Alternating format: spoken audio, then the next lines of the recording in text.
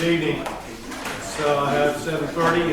Call to order the June 15th, 2016 Planning Commission meeting. The first item on the agenda is to adopt the agenda. Have a motion? Second item on the agenda is a review of the minutes from the May 18th, 2016 meeting. Gentlemen, I think they've been forwarded to you. If you have a chance to review those. If so, are there any deletions, corrections, comments? Yes, Mr. Chairman, as I noted earlier, on page 6, line 1, I believe that my reference was that the county administrator, zoning administrator draft recommendations to be approved by the commissioners, and I understand that change to be made.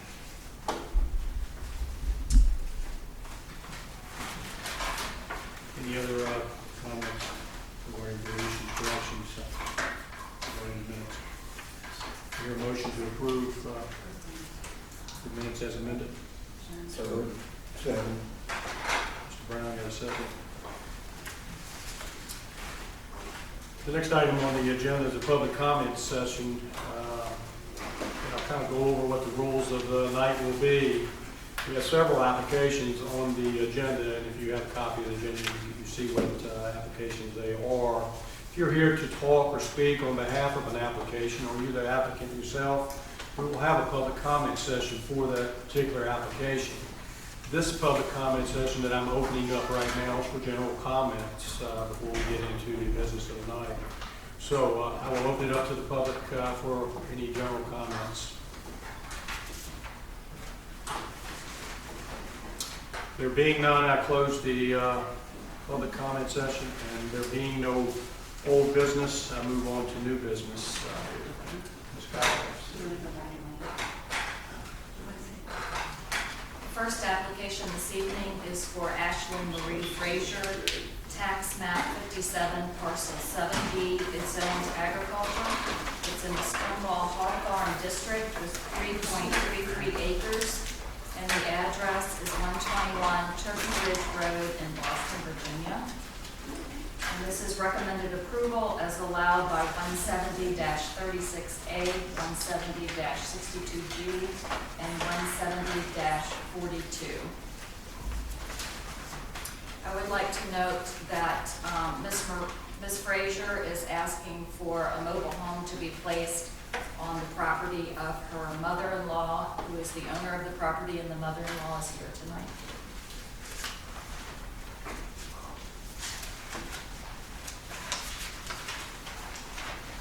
Thank you, Ms. Frazier. I'd like to recognize, Ms. Kaiser, I'd like to recognize Ms. Frazier and the applicant before opening it up to public comment. State your name and your district for the record. I'm Ashley Frazier. I currently reside at 121 Turkey Ridge in Boston, Virginia. And we're looking for the special use permit for the secondary dwelling, no more than 1,200 square feet on the property within 200 feet of my mother-in-law's. It's a single wide modular, which is also classified as a mobile home. And it's currently exterior square footage is 672 square feet. So I didn't know what else you need to know. You done very good. Thank you. Mother is here, I understand. She is. Mother-in-law. Yes.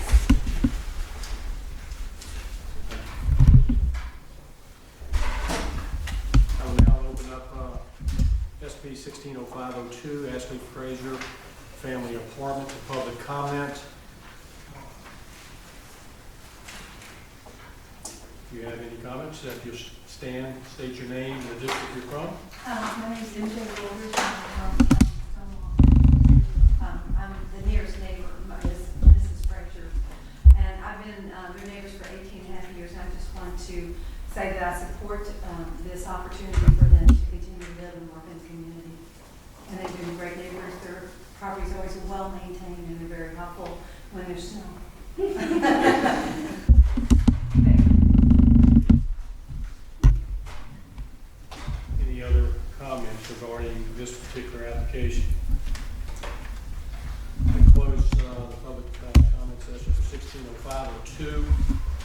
family farming. I'll turn to the commissioners for comments. Mr. Lane, I believe this is in your district. Sure, thank you. I guess I had just a question to clarify about the intention with respect to the well and septic. Will it be hooked up to the current ones, or are you modifying that to add capacity? The well will be recurrent. However, because of the way that the line would go, it would have to have a secondary septic on the other side. So the new one would have a new septic. And that's the only concern I have, as long as I think it's done in conjunction with the health department standards. Now I go back there, it is pretty, takes a while to get down there from the Laurel Mill side, and it seems like a perfectly fine application. Mr. Brady. That was my only concern as well. Chairman, no more questions. Mr. Frazier. No question, Mr. Chairman. Mr. Brown. No. No questions. I would just say this seems like a very reasonable use of the property and beneficial to all involved. Thank you. No question. I have none as well. Mr. Chairman, I'd like to move that we approve the subject application SU 160502, subject to the health department standards and the standards for family apartments. Mr. Berry, a second. Any further discussion? All in favor, signify by saying aye. Aye. Opposed? Your application is approved to the next step, which is BZA. That's next week, right, Ms. Scott? 7 o'clock, not 7:30. 7 on the 22nd.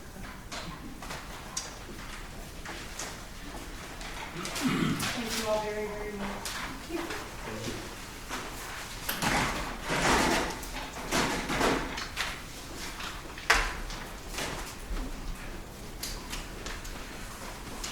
The next application on the agenda is 160503, Susan Hager, Tourist Home.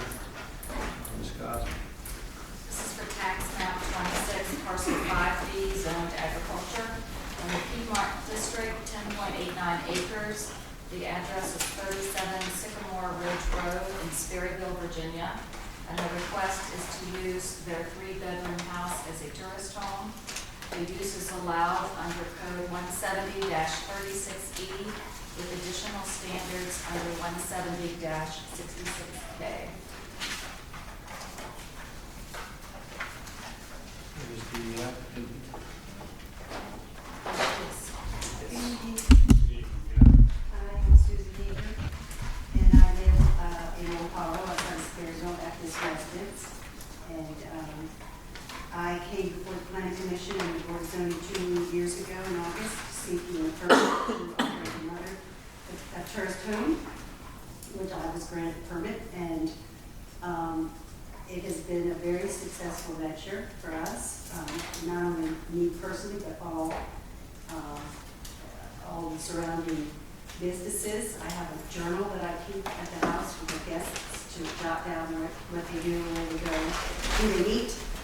And I have been really astounded by the amount of tourist dollars that, the money that's coming into the county with the emphasis and the long-term plan for tourism.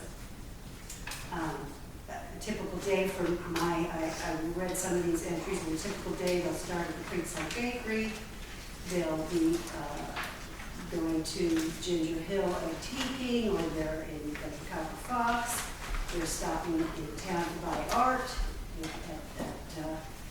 Haley's, they are lunching at the grill, they are out to dinner that night at Tula's. It's just, and every day of the weekend, 4-day weekend, they're doing that. Here in Flint Hill and here in Sperryville. I had recently a couple searching for a venue for their wedding. They told me that they shopped around, they chose Cliff's Place for the barn, and they booked, I think, the entire inn. Pretty much all that the Hopkins Ordinary had, my house for the bride's parents, and then every other tourist home in the county. It was amazing to me. So clearly the long-range goal of attracting tourists here is really working. So it's been, I'm grateful for myself, for all my friends who operate these businesses, and also, you know, it's keeping the county in wide open space. So, that's why I moved here 25 years ago. And in 25 years, I mean, we had some development, but it's been minimal. And I'm grateful for that. I know there's two sides of that coin. A lot of people feel differently about it, but it's been working great for my family, my children, all the people that I know. So I'm here tonight with a new application in front of you because I'd like to expand our little rental business into a second home. I'm here to answer the questions. I will now open up the public comment session for 160503 Hager Tourist Home. Open for public comment. Andrew Haley, Piedmont. I was just seconding the notion that all the county businesses are dependent on guest homes. It's a benefit. Any other comments? I now close 160503 public comment session. Take it first, turn to the commissioners. Gentlemen, this is in my district. I'm going to defer and just say on the front end of that, I think this is a good proposal as I look through 170, 66K. And I have driven by this location. I think it's conducive for the request. Mr. Green, would you like to start for? Is this property currently your primary residence? Yes, And so you would be buying a new property and converting this into a rental? I'm building a house next door, On the same lot or different lot? different lot. Different lot.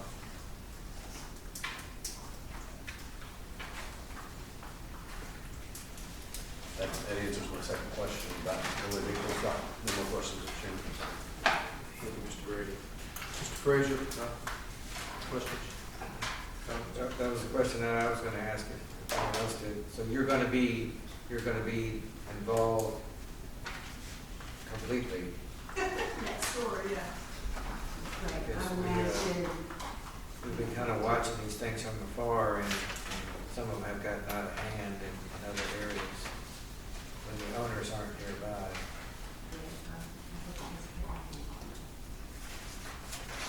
How do you rent?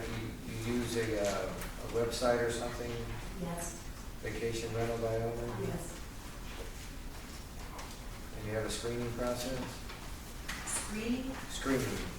You screen the applicants? Just check cash. How would you do that? I don't know, that's what I'm trying to find out. I've never, I've not screened anyone. I mean, we've never had any trouble with anybody in 2 years. Everybody's been very quiet and peaceful. I mean, people who come here and spend $200 a night or more to rent a place, they're not here to, get drunk and party and go crazy. They're buying antiques and eating out. I had one couple, they came for 3 nights and they ate here at the McPherson's one night. They went for the Manor the second night, went to the Inner Washington the third night. So, I mean, they're spending a lot of money to vacation.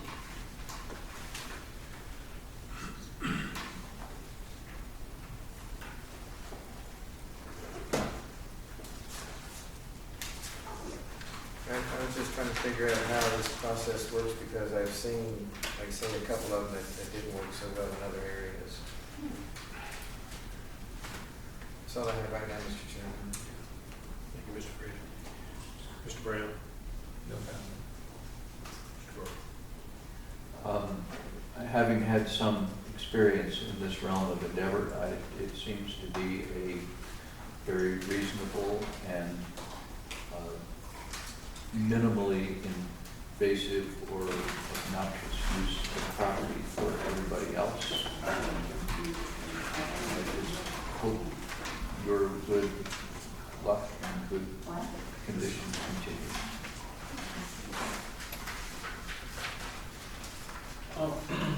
You said you have your other location, I don't recall what that is. It's on Hall School Road, Old School? Hall School. Okay.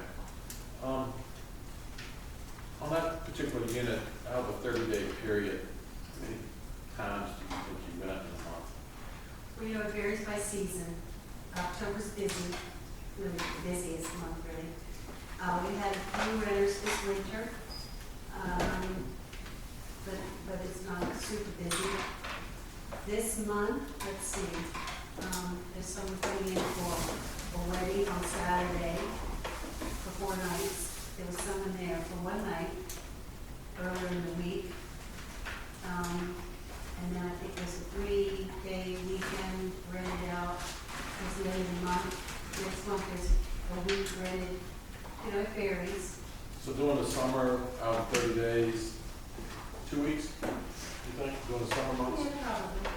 And in the winter, it drops off maybe 1 week a month? Not even. Not even that. Just for educational purposes, you're going to be like a guinea pig. I'm going to ask questions of, just for knowledge. You know, we're seeing more and more tourist homes, and this is interesting in that you already have one, and it's operated very correctly, and now you're doing this other one, and you're going to build a house next door, have 2 going on in 2 different locations. And I guess I could see in the future where this would become like a cottage industry for people. From your standpoint, what do you think is the maximum number of houses somebody could have like yourself and operate? I don't think I could do any more than 2. Yeah, but I mean, there are innkeepers that have, you know, they've got guests coming in 5 or 6 rooms, and there's maintenance in the house involved, and grounds, and there's cleaning, you know, that's a big part of it. So, you know, it involves other people, and I personally couldn't do anything. But I guess if you have big staff, you know. But I mean,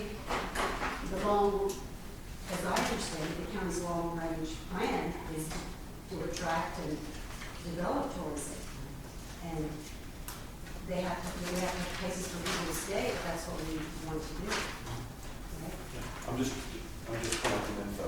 Yeah, I mean, that's why I think there's more and more places like this, why people want to do it. Yeah. You don't use Airbnb at all? I do not. The only site is the VRBO site. And frankly, we're thinking about, I mean, most people are repeat now. And we're kind of thinking about, because VRBO is changing the way they do things, and we don't really like what they're doing, so. But, I mean, we get business from them, so it's undecided whether or not we'll still use that. That's the only site. We don't have a personal website, and there's many of the houses who do.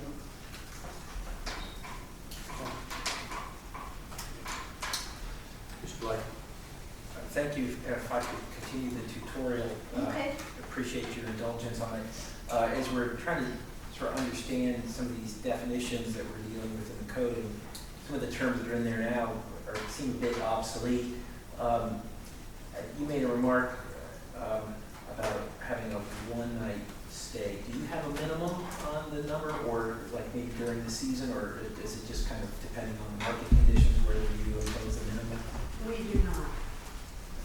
And you really, as a practice, rent it to multiple renters at the same time? It is the entire structure, it is the entire property that is rented to each? It's a 2-bedroom house. We're a small family of 2 couples. Right, but you're not renting them individually, the rooms, just confirm. Oh, right, Right. no. And do you serve any food? No. Okay.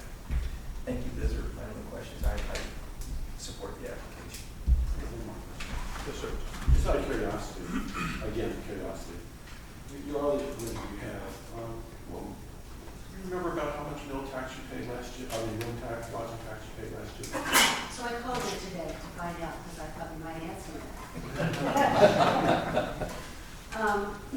And last year, the revenue for 2015 was about just over $10,000. So the tax on that, so we pay our land taxes, our property taxes. And in addition to that, we pay the B&E taxes, which amounted to, just a few $100s.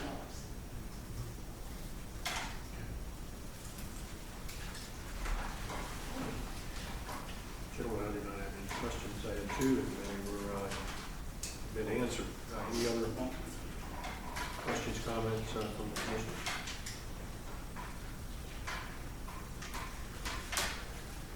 I'd like to make a recommendation. This is in my district for 160503 to recommend approval to move to the BZA under the current additional standards of 170, 66K.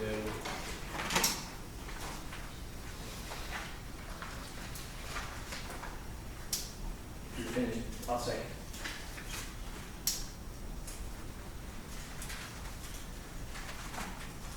All in favor, say aye. Aye. Opposed? Thank you. Next week, we have the BZA meeting.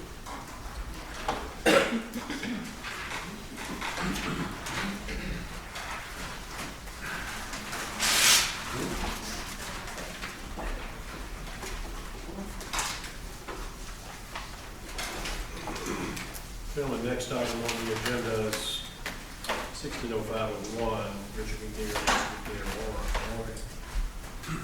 application. Ms. Kaiser.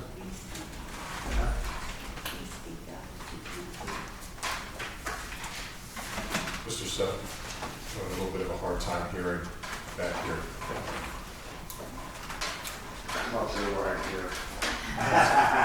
You have a seat right there. We'll get to you in just a second, Mr. McNeil. Good. This is for tax map 27 and a portion of parcel 56E and tax map 38 parcel 72. Road frontage of 51.59 feet on Route 211 and 82.68 feet on Route 612 with a depth of 70 feet. And the request is to rezone from agricultural to general commercial to allow for overflow parking from Cooter's store and the outside eating area. There is a proffer that was given for tax map 27, parcel 56E, that it will revert back to agricultural zoning upon the lease termination of Cooter's. Thank you, Ms. Kaiser. The applicant is here. Mr. McNear, would you like to address the commission before I open it up? Well, the other thing I can say is they basically need it for overflow parking. And I think they've been a big tourist attraction for the county, which the county's interested in. And there have been no problems. And I think it's a good thing, and good for the county. Thank you, Mr. McNear. You can answer any questions. I'm sure we'll have a few here in just a few minutes. We'll now open it up to public comment session 160501, your application for public comment. Andrew Daly, Piedmont. I have questions and concerns pertaining to the application. I summarized it in a document. I can show it. Have copies for you. Mainly my concerns relate to safety, hours of operation, noise, alcohol. I think it's easy to envision operation, I think Peter came before the commission seeking special use permits for outdoor performances. And as this commercial operation, or the commercial utilization of the property expands, I wouldn't be surprised to see that kind of application come before the commission again. And I own the parcel, one parcel up from this, and you know, I really didn't plan on living adjacent to a bar. So just to summarize, safety, I've seen people parked in the turnout lane, taking pictures of the general lead with their children on their shoulders. You know, I mean, it's inexplicable. People will do stupid things. It's a very short ramp. You know, there are cones. They basically eliminated the parking that had traditionally been used in front of the store with the general lead and their cones. So it's a short ramp. It's a place where speeds vary from 45 to 75 miles an hour. People try to accelerate past each other to get in front of each other as the road goes from 2 lanes to 1 right there. So it's a problematic spot. It's an issue that would need to be managed. Hours of operation, you know, how late into the night is this commercial operation going to go? Is alcohol going to be served? Is it a restaurant? What is the classification of this business? And how did it get to be a restaurant, I guess, is a question that I have in my mind. It's a point of curiosity as it relates to the zoning. But those are my main issues. Any other comments? Cliff Howard from Piedmont, as one of my great friends here. My concern is there's a lease right now. If the property were sold to Cooters, that might change quite a bit, or would it change? I fear commercial, that's a place that I'm not excited about having a whole lot of commercial property. I'm right across the way. I think Dick would be concerned about the same thing, but I just wanted to raise that question as to how do you protect from that. Thank you. Any other comments?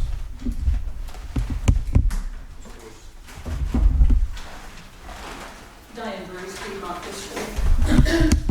I'm speaking in opposition to the enlargement of the business. I actually think some of what's going on there now is already illegal. I know that there was a boundary adjustment at some point. I'm not quite sure why or how, but it added some property on the back of the old gas station. And I thought, when I learned of this, that it had to do with maybe it would be safer for people to park back there than out in front of the store. So I'm not sure that that boundary adjustment took place before any governing body. I don't know. It may have been done administratively. Nevertheless, it's there. And at that time, my recollection is that you could park in front of the store because there were some various operations in there, grocery stores and so on. And then later on, Dick actually had a place where we all went and bought sandwiches and sat around and ate. And we did park around back because if we'd not, we'd have to have backed out into 211. So maybe that's why the boundary adjustment took place, was for parking. But that's not what's happening there now as I recall it. I don't recall there even being a deck there. I think we parked and walked in the back door and got our sandwiches and sat and ate and walked out. But there may have been a deck that I don't remember. Jeannie shaking her head no. At any rate, now there's a deck, and beyond the deck and what I think was also part of the parking area are some very nice looking tables and umbrellas and seating area. I don't think that's legal. I don't think that's what that boundary adjustment was made for, but I may be mistaken about that as well. So in that regard, I think there's some kind of illegal activity, creep, zoning creep, commercial creep going on. And I'd actually like to make a formal inquiry or a complaint and ask our county governing body or county administrator to check into that to see if there is anything going on that was not allowed.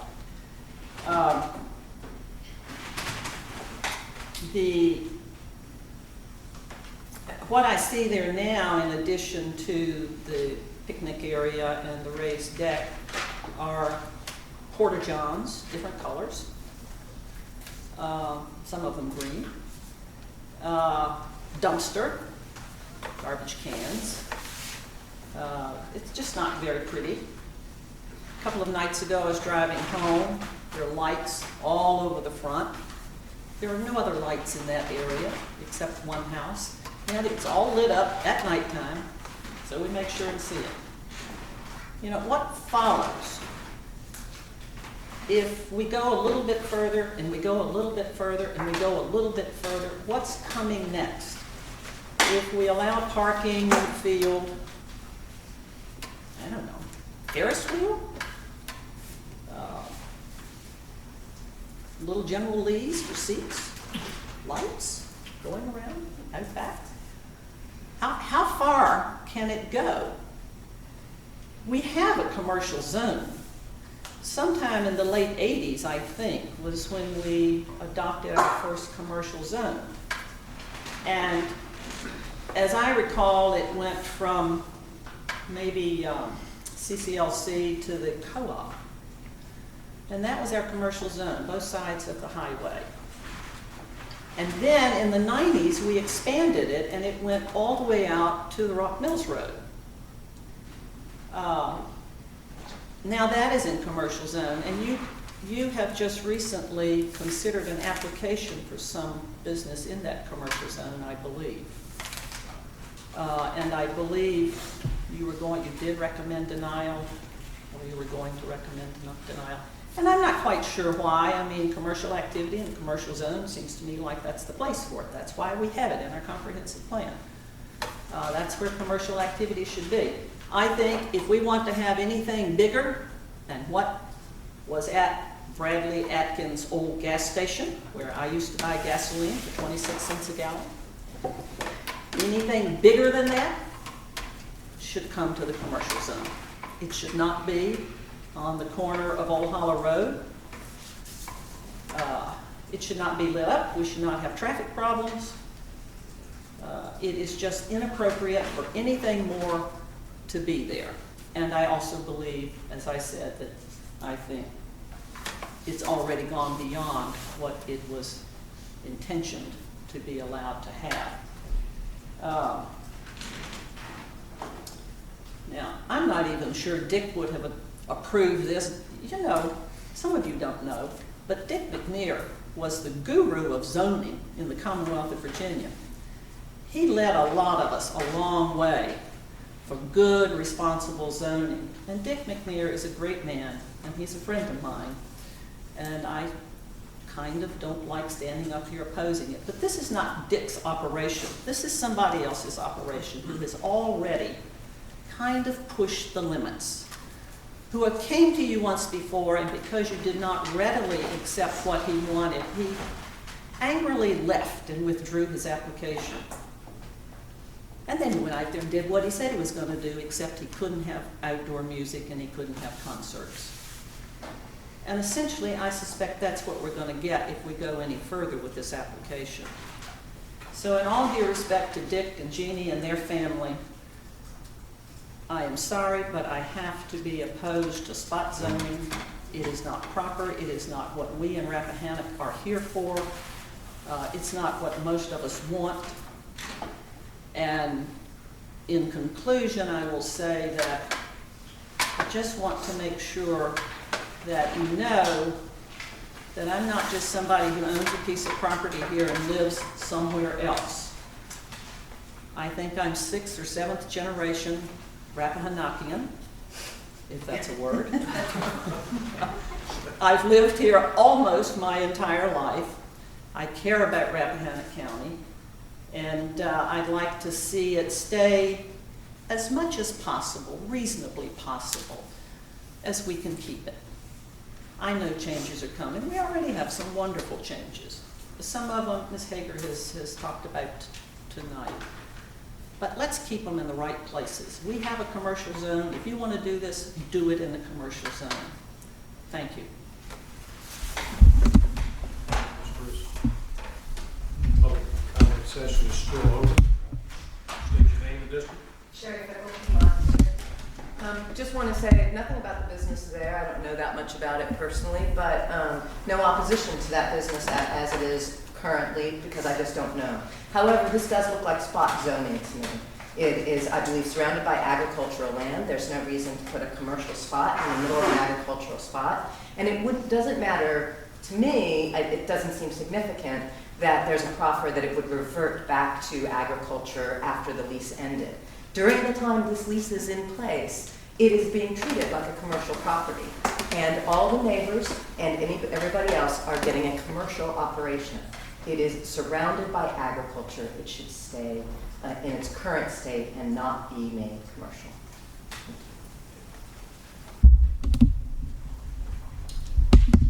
Any other comments?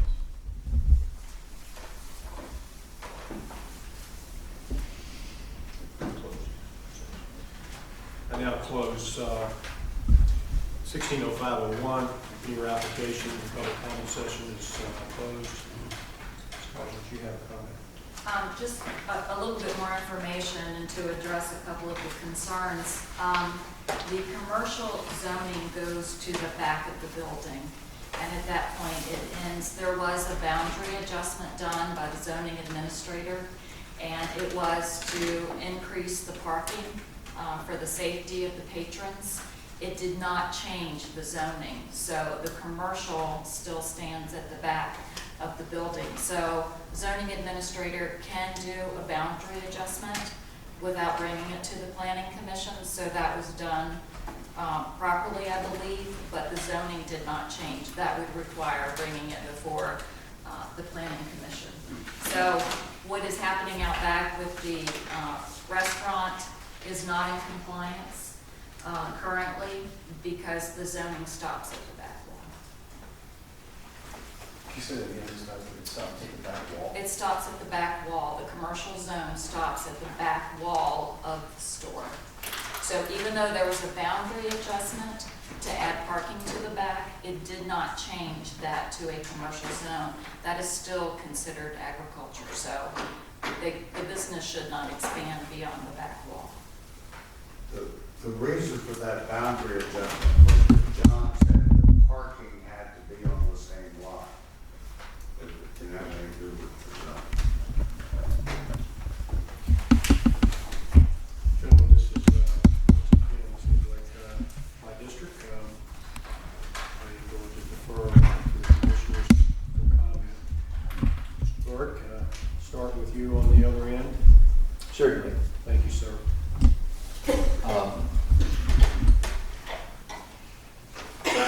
Change can be frightening or discouraging, whether it's positive or negative.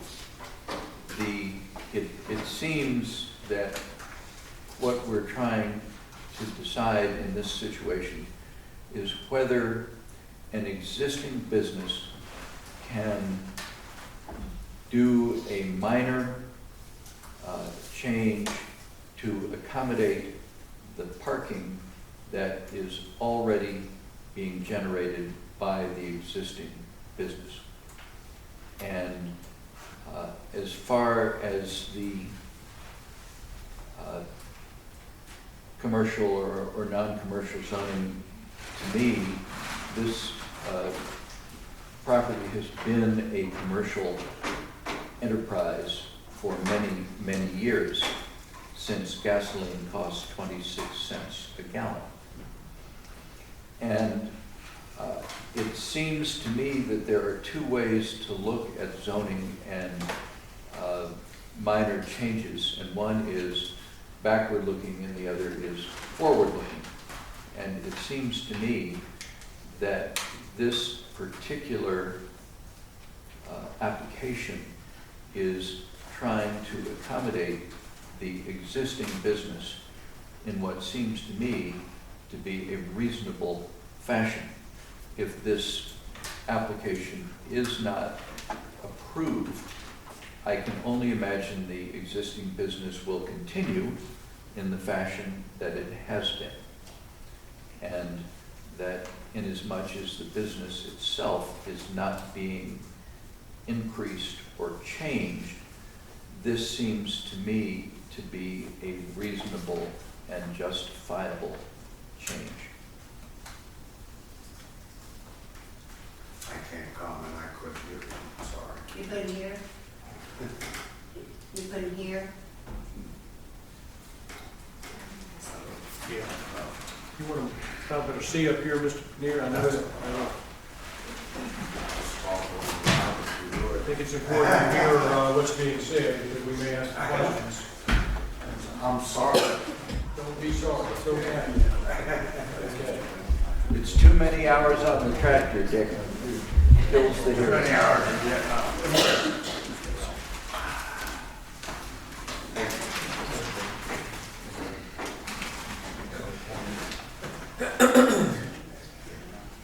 Mr. Bird, is that, Yes, I've said what I had to say. thank you. Mr. Brown? Mr. Brown? Mr. Brown?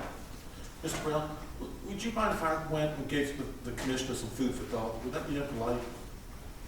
Speak up, I can. Would you mind if I went next to give the commissioner some food for thought? You mind? Mr. Neer? We had this application for, I guess, I special can't use hear permit. back here.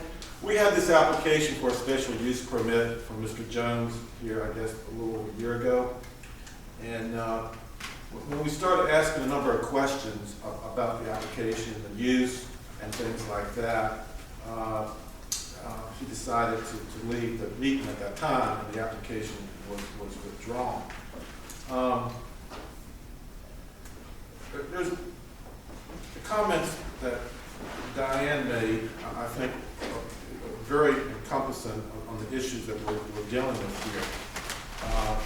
We got a property here that we found out from a previous meeting with Mr. Connick was here that there was not supposed to be any spot zoning like this around. And it was on a map back a long time ago, and when they realized they had these spot zonings around, they took an eraser and erased them. But they forgot to erase all of them on every page.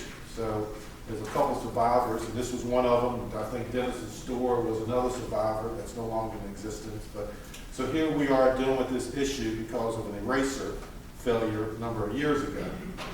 Now, you know, Who can erase what?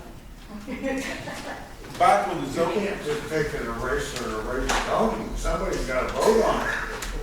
well, Dick, about 30 years ago, 30 or 40 years ago, when the maps were made, there was a number of uses around the county like this that were zoned, and it was a decision made that we shouldn't have these spot zonings. And before the maps became public, they eliminated them all. But this didn't get eliminated. Must have been a reason. I guess so. They knew you was gonna own it one day. So, start off with, the site size that's listed here for the existing parcel states that it's 0.35 acres. And it looks like from this plat here, that it's not a survey of the existing parcel, but the existing parcel shows here as 0.35 acres. And it doesn't appear that that site is 0.35 acres to begin with. It appears that it's smaller. And I don't know whether this survey, I think the survey fairly accurately shows where the existing parking is. it does show that. And it shows that at 0.23 acres, the boundary adjustment. But when you look at that and compare it to the existing parcel that you bought from Clyde Pullen, it doesn't appear to be in proportion. The existing parcel is 0.35, what you added to is 0.23. Okay? Something wrong. Yeah, something's wrong. I think your parent parcel there was a smaller one to begin with. Yeah. So, you know, previous zoning administrator had a right, I think, to do a boundary adjustment. Yeah, I think that's part of his right to do a boundary adjustment. But I think probably that's where that right,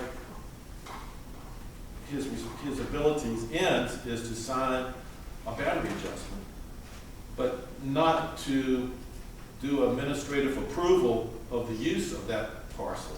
So I think there was a right to do the boundary adjustment, but I think after that, the use of that land should have came to us for review. And the use of that was going to be parking. Well, after that boundary adjustment was done, of course the property was parked on, but then the commercial use crept out onto that 0.23 acres. There's outside table. The outside tables, it crept. And it has continued to creep. You know, I've noticed parking on the property before that went along Old Hollow all the way up to the Armstead property. There's been cars on that whole length of time sometimes when Cooter had events, and there was an entrance put in. That's part of the conditional rezoning request here. Well, two entrances were put in. One right on Old Hollow where the old property and the new property begins, and then all the way up at the end of the property, another entrance was put in. No, That was existing. that serves the 25 acres been there. Well, it was there, but it's been used for overflow parking. Yes. So, in essence, it's crept all the way up to that boundary line of the Armstead property with overflow parking, and is that still going to be used for overflow parking all the way up to Armstead? That's what the conditional rezoning But work is about. is that 1 acre or 1.5 acres included in the application for parking? That, Yes, it hasn't been surveyed, and we would need a survey if it was approved, but it covers what's fenced in. I just have measurements and surveys. right. So in addition to the boundary adjustment, we're talking about this parking for approximately another acre of land. So I guess to Diane's point, it's kind of another creek all the way up Old Hollow Road. And when you look at the property, you've got the agricultural uses with the greenhouses, which are that by right agricultural use, and whatever the agricultural part of it is a by right use. But this is not really defined, and you don't know where the ag use ends and the commercial begins. There's no curb, gutter, anything like that to define the property. I know a drain field was placed down the road east of the property, I guess on the 25-acre residue by Richard Compton, after you bought it. It's up, more towards Washington. Yeah, east. East, Yeah. So that serves the store. serves the store. So this whole thing is kind of crept more in all directions and with no definition. I don't know whether, I can't think of any case where we've done a spot rezoning like this, increased it to accommodate a property that had as many handicaps due to its size as this did in the very beginning.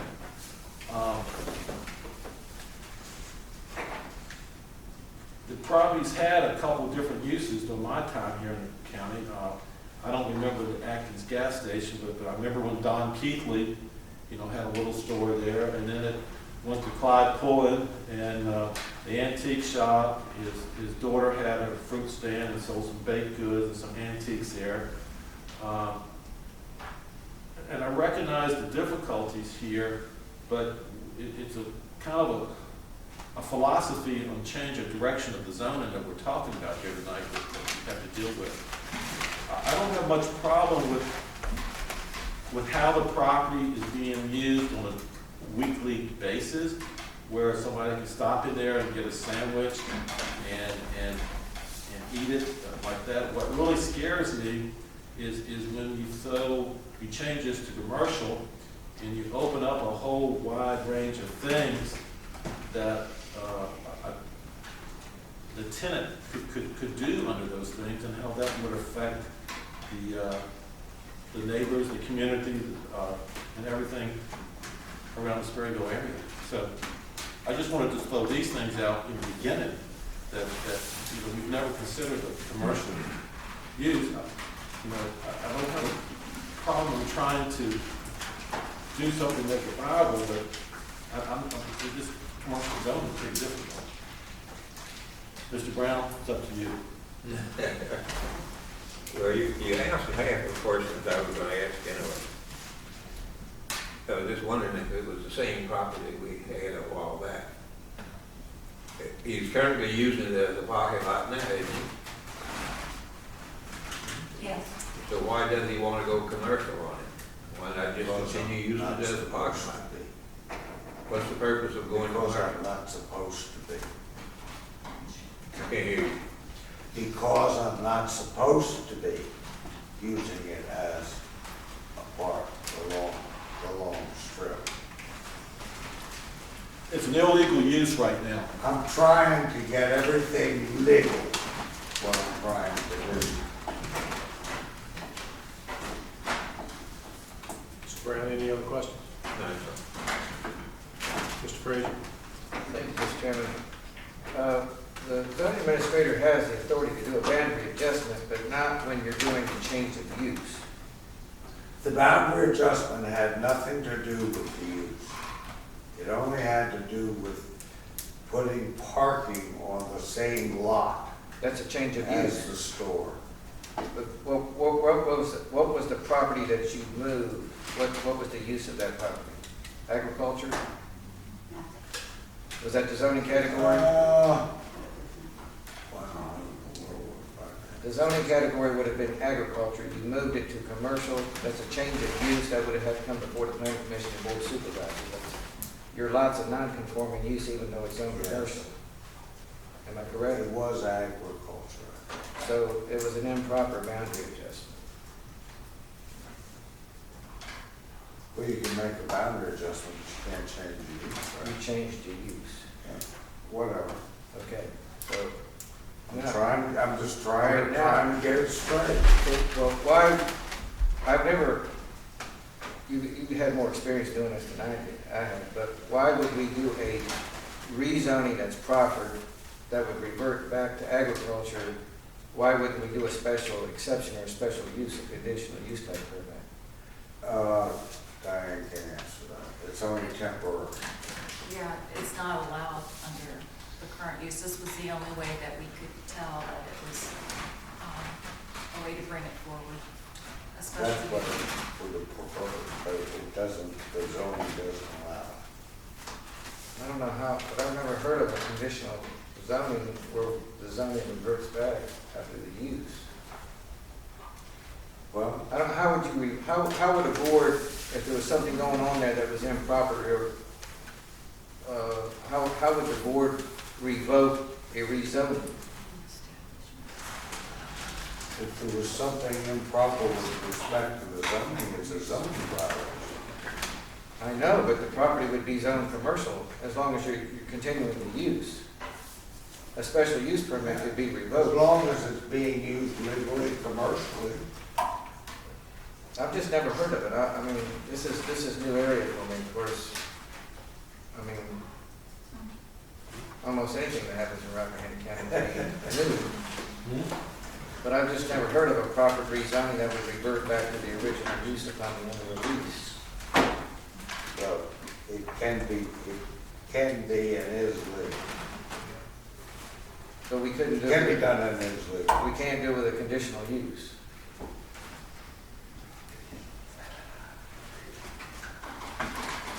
That's your zoning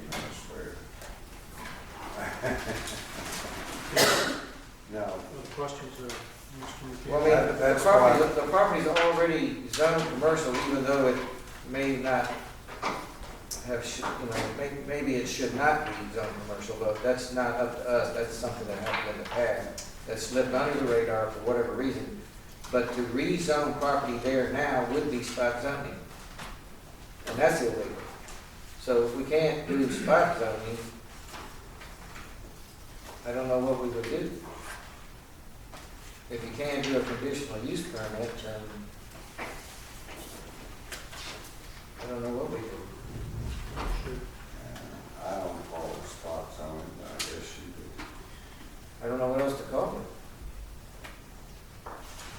Any other questions? The corner that's been commercial for a long time. It has. Any questions of Mr. Well, McGee? just, I might come up with something else to, I'll pass for now. Yeah, I think you made your point. We may have other questions as we go to the other commissioners, but moving along. Mr. Brady? Thank you, Mr. McGee, how long is the term of the lease? How long is the term of the lease with Ben? It's on an annual basis. It's just perpetually renewable? Yes.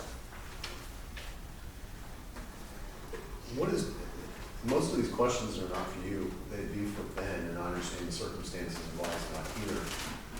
I'm going to ask him just to put them on the record. I don't expect you to know the answer to the question, but there are certainly things that I would want to know and find out before I really felt comfortable making a judgment on this.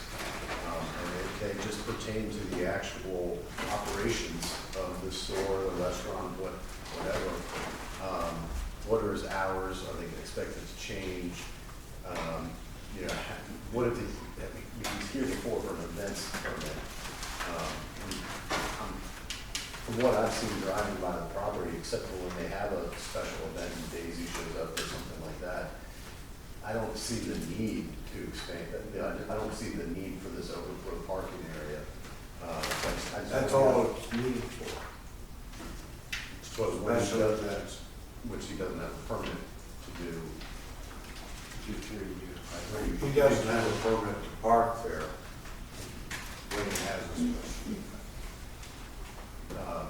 Yeah, it's a question that I agree with Mr. Haley's letter about the existing drain field, when it was put in, the drain field when it was put in. Do I know when? Yes, sir. It was put in, before Cooters. 3-4 years ago. About 4 or 5 years ago.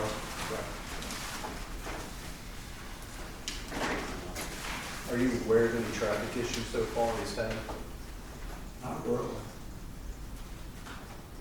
Those are my questions for now, Mr. Chairman. Thank you, Mr. Thank you, Mr. Chairman. Thank you for indulging us, Dick. I also, appreciate all the things you've done here in the county and your knowledge of this. And I know that some of the questions and concerns probably extend beyond what your intentions are, but I also share some of the concerns about what we would actually be approving if we were to go along with this. I know the request is limited to parking, but it seems to me there are other ways that we could allow for parking that go beyond rezoning. The property, whether it's appropriately zoned commercial or its grandfather, is clearly in the use that it is because it's grandfathered, and clearly that use has intensified over the years. And what really concerns me about this is if we were to make this seemingly slight change to commercial for that additional property, even though we're doing it for the purposes of allowing parking, we would wittingly or otherwise be allowing carnivals, field parties, fairs, shows, or music festivals for profit temporary. I think we profit, conditionally profit, if we only do 2 parks. Well, that would be an improvement, but I don't see that in the proffer, and I think That part is, no. to me, if this is really about the proffer, or really about the parking, expansion of a non-conforming use and getting a special exception that allows us to put those kinds of conditions so we wouldn't be talking about those uses would be a more acceptable way to me to allow for some kind of form of parking. If you could do it that way, but we couldn't figure out how to do it, and I would be willing to accept conditions on the rezoning that does that very thing. Well, I think it's probably something that probably needs to be revisited beyond this particular meeting, but I guess I would just close my remarks by saying I can't support the change to an individual parcel zone in this manner that was originally allowed under a grandfathered condition, because I think we, in doing so, would be setting even if it is legal to make the change, it'd be setting a bad precedent for changing the zoning of a parcel for this purpose. And it seems to me, without having done a lot of research on it, that there are probably other ways that would be more restrictive to allow for the parking if the real intent is to simply kind of make it right with the current It's configuration. the parking and the outdoor table eating area. Well, And if there's an easier way, I'm willing to do it. well, I'm not certain what that way is. I think the application before us has those conditions, or as it's presented, is unacceptable to me, at least. Dick, we've been looking here, trying to figure out some other way. And there's a section in the ordinance that deals with non-conforming uses and what we can do in those areas.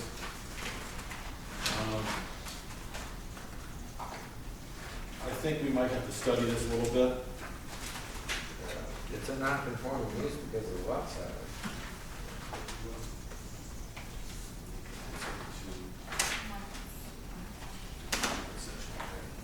Let's go on the table.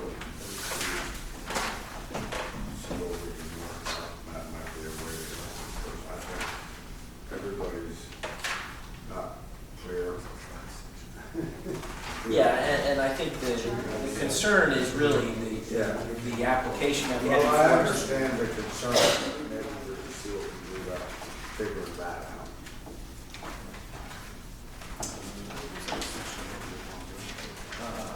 I just got it. This is probably the most recent. It is. Anything else, Mr. Lane? No, that's all for now.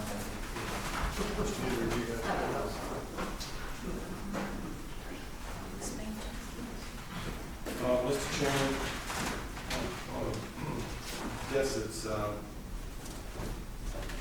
17036H.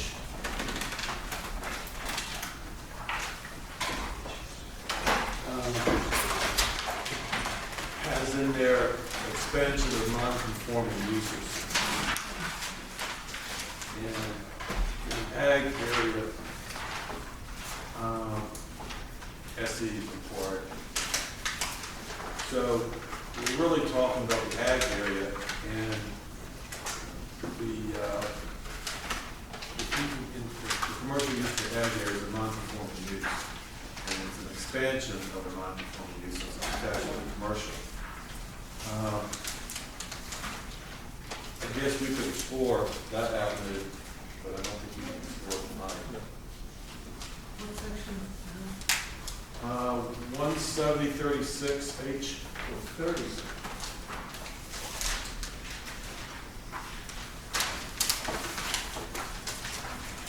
Can you read pretty well? Me? Yeah. Your name's not good. I got your number, I didn't want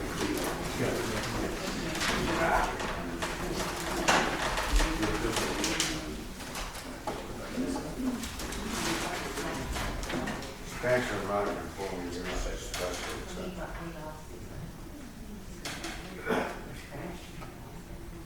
Gentlemen, it obviously appears that we, most of the commissioners, and I would include myself, have concerns about the spot zoning, if we want to call it that, and it appears there may be some alternative that could be explored by Mr. McNear after this meeting, at a date, maybe go back before this commission. I would just say, from my standpoint, I live less than about a half a mile from this business, and I know the family works hard there along with the agricultural vegetable market, and of course the business on the corner, Cooters, they work very hard there. It seems to be a kind of a family-orientated business, and that's all fine and dandy, but my largest or my biggest concern is the spot zoning, and in my mind, this request is exactly that. My several concerns. What's to say the neighbor does not want to do that as well, and it continues on and on and on. I think we're setting a dangerous precedent if we expand this to a general commercial. And even with the proffer that it goes away after the Cooters leaves, there's probably many ways legally that things could be written that might challenge that decision. And then we're in a position where we're trying to legally undo something that we probably should have given a little more consideration to. And I think that I'm not against the business sector. I think it has a value. I'd rather see that business thriving than sitting there, as I have seen sometimes, closed down, and then these old structures become decrepit and unsightly. And it's sitting right at a busy intersection, and I do think that if there's a way that a special exception, if it fits into an application and can be brought before us, and there's a way to make that happen, it gives us the ability to put restrictions on where we can ensure we can address the safety, the ingress and ingress out of these properties, the mud in the drive, in the road. I have seen folks parked along 211. As you all know, I'm in the business of public safety, and maybe have a little more in tune with that when I'm traveling down the road, and I have seen some concerns there. But on the other hand, I will say that there's been some efforts there to try to make it safer based on the first application that was submitted to this body. And it's unfortunate that didn't proceed in a very orderly manner where we maybe could have worked through some of these issues. I'm not in a position, or I'm not in support of what I would say is spot zoning. And I think it creates a terrible precedent. Therefore, anything after that is irrelevant to me.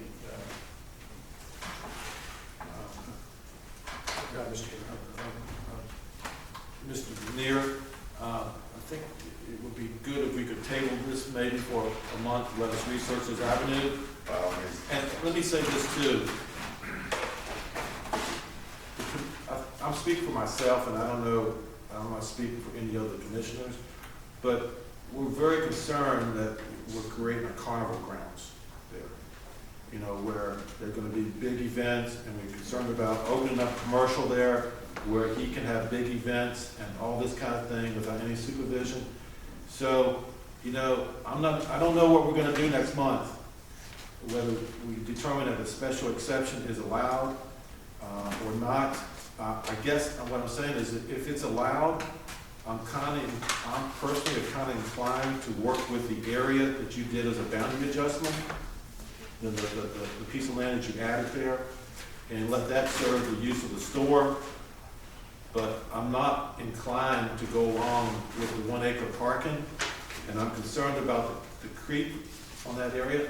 And I probably would say that I would talk about next month about if we could do anything to put up a real fence there so he couldn't creep, or somebody couldn't creep onto that land, to where it was a really defined parcel. Yeah. Where you park. On the grass. Yeah.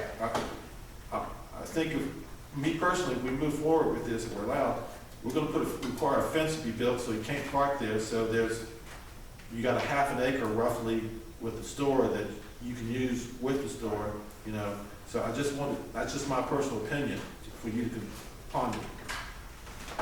So, we table this.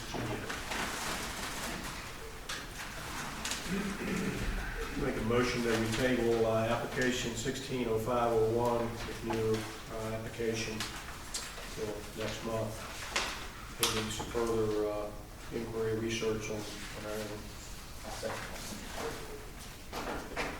Mr. Gare, thank you for your time. You're quite welcome. Thank you.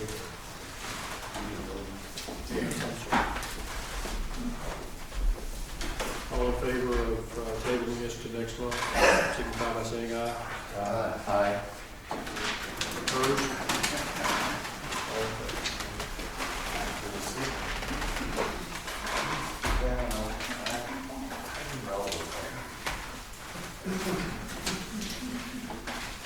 Gentlemen, the next item on the agenda is cideries, terminology. Ms. Cosmo? I wanted to make you aware that I have been asked by someone within the county about opening a cidery. And our definitions within our documents are not really clear as to whether that's permissible or not. I think the intent is there, but I'm not sure that it defines it well enough. So I did pull some definitions from another county that have one. I put that in here just for your reference. What I'd like to do, I pulled together the information. I would like to talk to Mr. Luke about it and come back with a potential recommendation if it doesn't cover it. But I wanted you to be aware of that and that it is something that I think we need to try to look at and accommodate for the citizen that wants to move forward with that. Question, salaries, I guess you could have potentially two different types of salaries. You can have them as a brewery that's located in a commercial district or in a building, and they produce none of their product. And then you can actually have a salary as you would a vineyard on a farm. And we have category farm winery 1 and farm winery 2. And the state dictates the level of alcohol and the license that's required. So we need to make sure that our definition would allow them to fall within those two categories that we have, or if we need to further define it beyond that. Is there cidery in this list of definitions? It is not. They put it under agriculture, and they had said that they had just gone through the state code, and these were what they came up with, which is very different than what we have. But I think we need to look at it, and again, I'll bring it back before you and have it for consideration. And you're looking to something specific for cider? I don't know if it needs to be specific. It does mention fruit, but it's referring to wine, and it doesn't really talk about apples. So I'm not sure that it really. I agree. I just trying to understand. We also had some definitions of some of those other zoning amendments. I think if we're going to be doing definitions, and we want to Do them all. do them all. I agree. And the other thing I wanted to tell you too is that I'm not sure what's been done in the past, but we do have a section in our zoning ordinance that states that if you have not started construction within 1 year after the approval of the special use or special exception, that it automatically becomes null and void. So I have a number of potential rejections on my desk, and it would mean that they need to come back before this body and get the approval. So I wanted to make you aware that I'm doing that. If there's any objections, please let me know. But that's my goal, is to reject them years, and sometimes two, and sometimes one, or is it always one? Oh, uses expire. Right. So if they have not started the project within the years. And we had somebody that had a family apartment, they've come back and they want to start work on it, but it's been 2 years. So I'm telling them they have to come back before this body for the approval. How many? I have a total of 3. Long.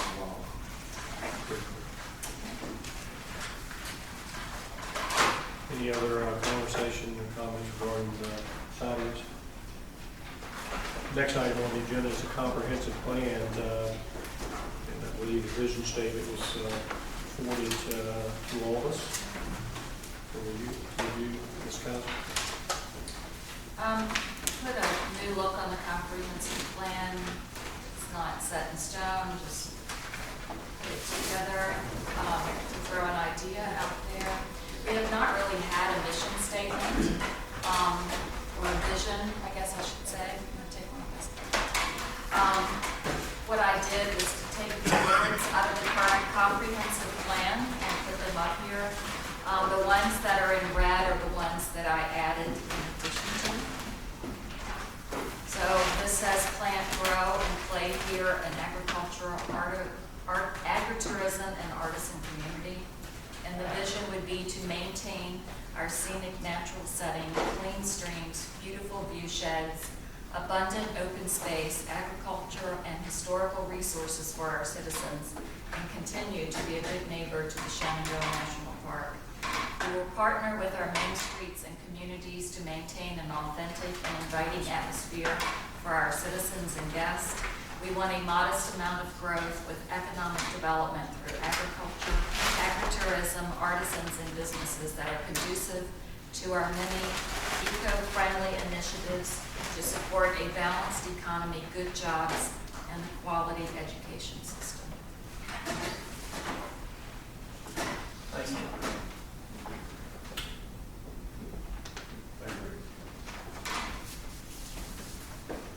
And all those artisan work in there? I think he's got some issues with all the artisan words. Oh. I got carried away. Is it used more than once? Twice? Yes. Oh, twice. And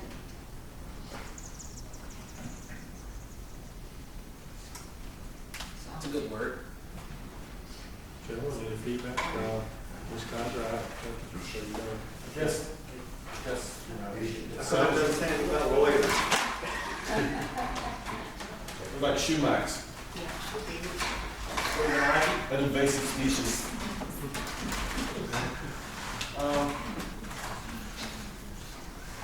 This sounds good. Get all kind of filthy words. I guess it comes down to, if I want to do something in the county, the first thing I'm going to say to you is I'm going to quote your vision statement. So I guess it's plain to go, it's advocate how this can be twisted or prevent somebody both ways, twisted to their benefit or used against them. If somebody wanted to do something within the view shed of the Shenandoah National Park, would maybe this be a item to use against that person or that property owner? Economic development here is all about agriculture, pretty much. So if somebody wanted to, I don't know, do something that was, you know, a tech thing that was going to employ 40 people that took a special exception, a special use. That's not in a vision statement, really. businesses that are conducive to our eco-friendly. Well, so see that as kind of all-encompassing, outside of what is specifically mentioned. Honestly, you solar power. You're getting ready to create something that's going to have a long-term life to it, just need to think about. I agree. I think it's easier to edit than it is to create, sitting at the Yeah. table. So I threw things out there and feel free to edit away. Thank you, I think it's a good start. Could probably, I think your approach of thinking about the how it will be fed back to us is the right thing to consider, but I think it's a very commendable first cut. Yeah.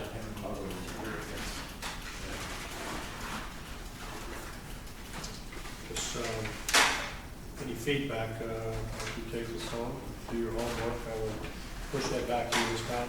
This council, can I suggest that maybe we pass this around to other groups and get their feedback? Any other discussion on the vision statement? And I assume, I guess, we'll, at the next meeting, we'll be looking at the next phase, hopefully. We talked about it for the last meeting. So just a point of clarification, the red, which words are yours and which are from the before? The red ones are from? The red ones are the ones I added in. Okay, all the black ones were words that came out of the. They came out of the comprehensive plan. We didn't really have a vision Wasn't a statement. vision statement I just per se. pulled those in.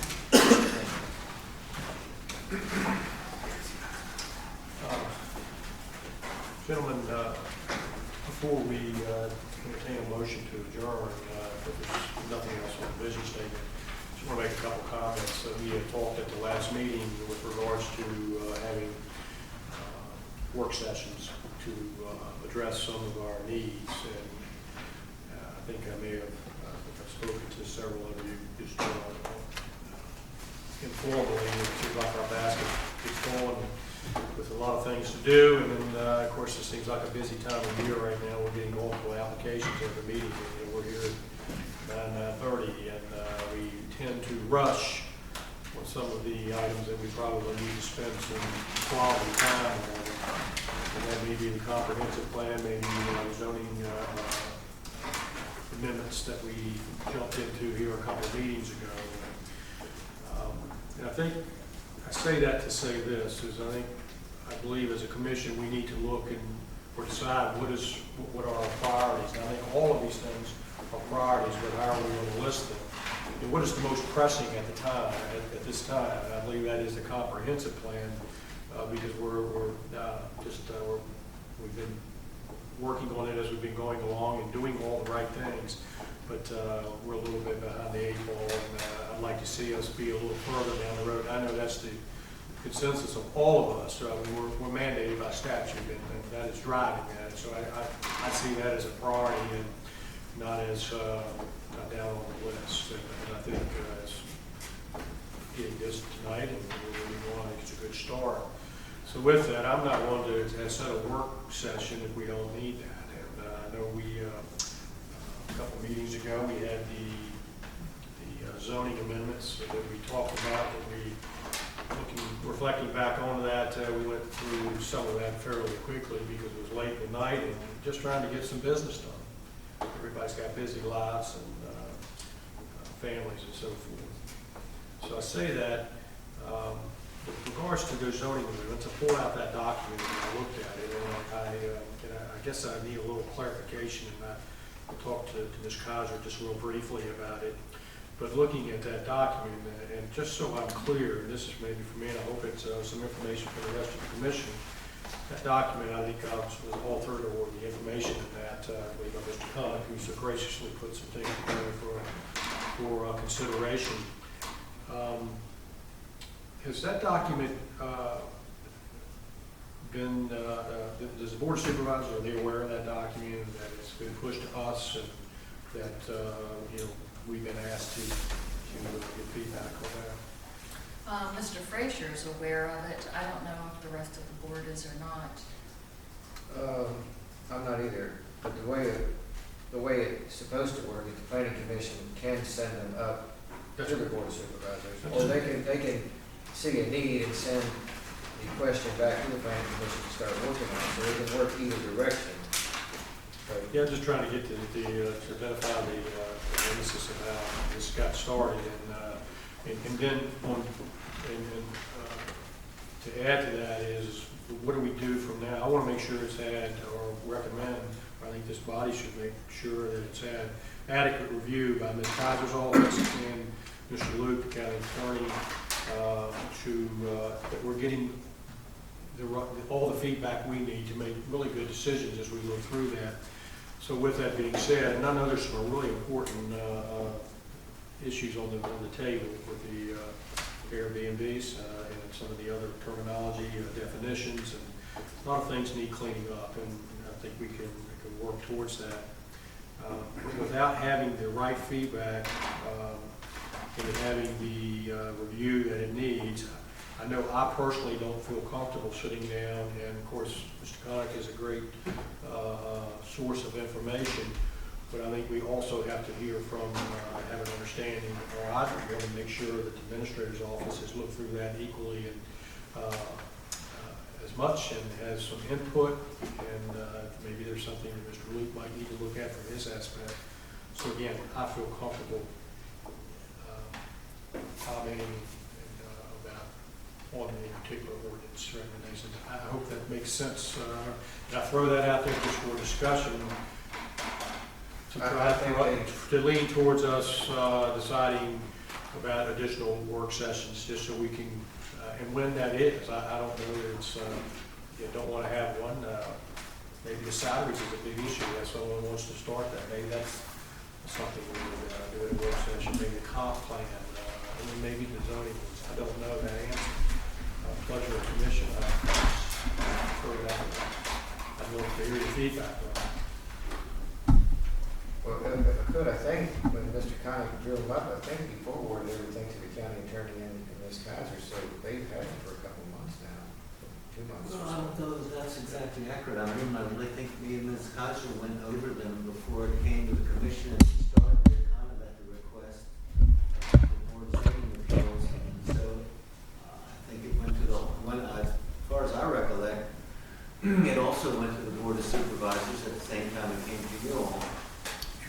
And Debbie and I worked on it, so I mean, I don't know if Peter has looked at it or not. I would suggest that I would like to see the directions for us to consider changes and definitions and all this come to us as a mandate from the board of supervisors. Say, hey, let's work on this, and then we go ahead and follow through, so they know where it came from, the history of it. There's no question. I think you said it much better than I did. I'd just like to know the history and where it came from. And that I can't imagine the board of supervisors not. The Code of Virginia authorizes this commission to send stuff up to the board of supervisors. I understand. So, I mean, you're asking the board of supervisors now to look at it, No, we're just send it back to us. No, what I'm really saying, Ron, is that I'm looking for them to say, hey, go and work on this. They haven't told us, they haven't given us any authority. We don't need an authority, but I would like for the order, a directive from them. Because sometimes the board does whatever they want to anyway, Ron, as you know. So, I'd like for them to tell us to go ahead and work on this, and they proceed it as a need. I don't want us to proceed it as a need and try to convince them. I want them to recognize the need and tell us to work on it. We're the advisory body, the board of supervisors. So you're asking the board of supervisors to advise us before we've actually worked on something? They need to tell us to go ahead and work on it. If I'm right, gentlemen, I think the issue to me goes back to the point about priorities. We have a statutory responsibility to do the comp plan. We're working on it.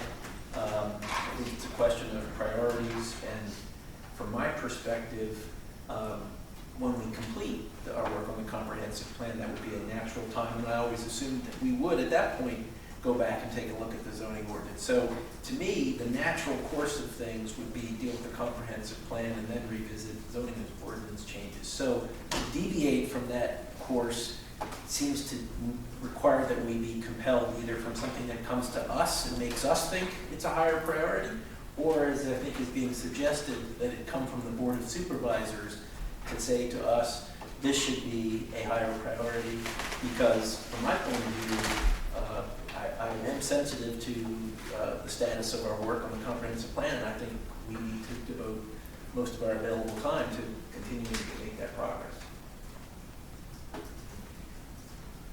If I could, they're both important and they're both required by statute.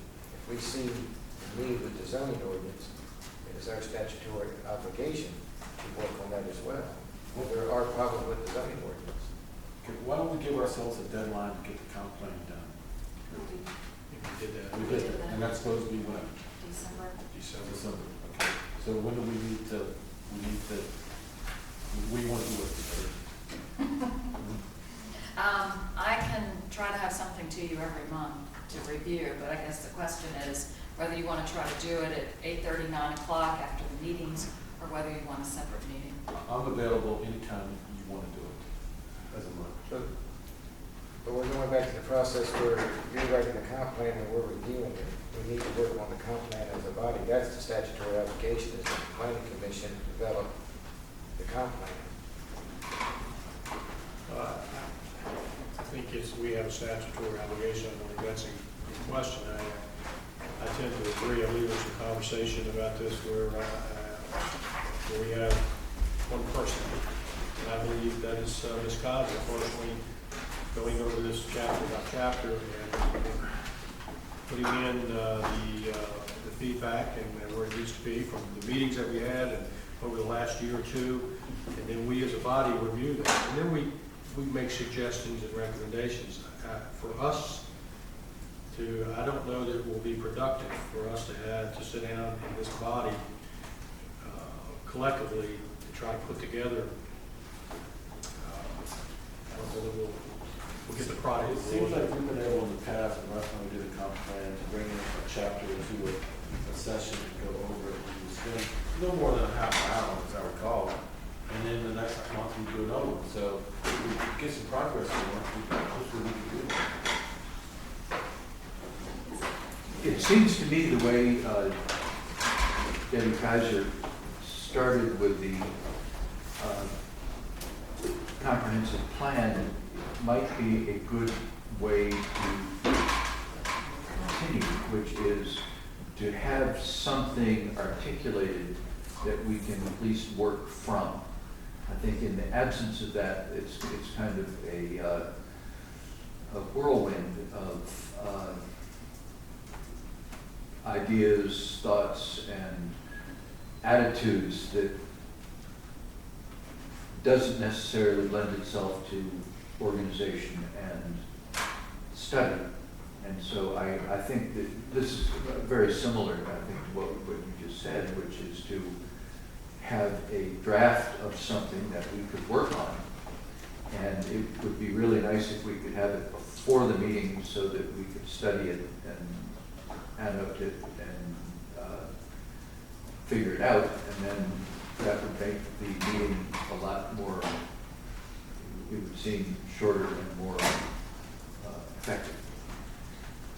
So, Ms. Cobb, do we have a chapter or something next month? I would do that.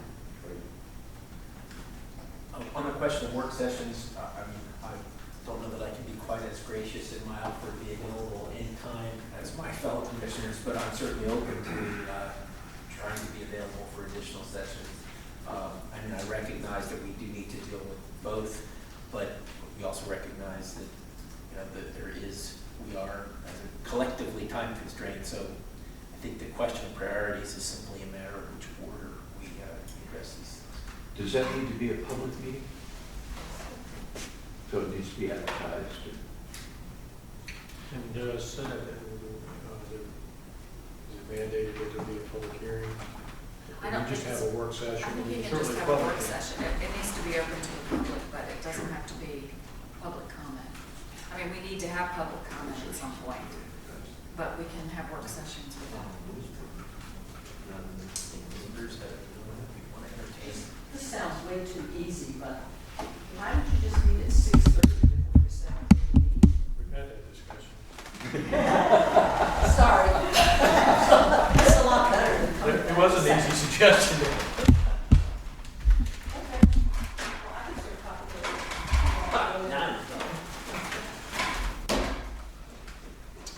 Any further discussion on